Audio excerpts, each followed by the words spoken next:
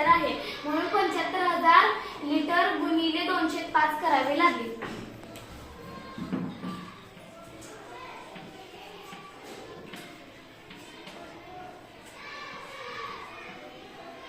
5 एके 5,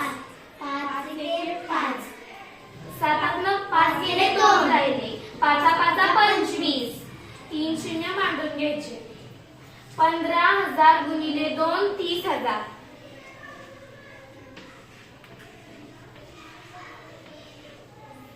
आता ती टाकी पूर्ण भरण्यासाठी त्यात किती पाणी लिटर भरावे लागेल.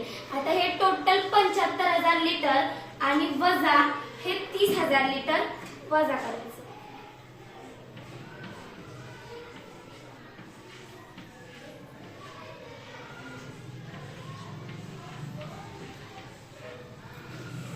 शून्य शून्य शून्य शून्य शून्य शून्य शून्य शून्य शून्य 5 5, 7 3 गेले 4 राहिले.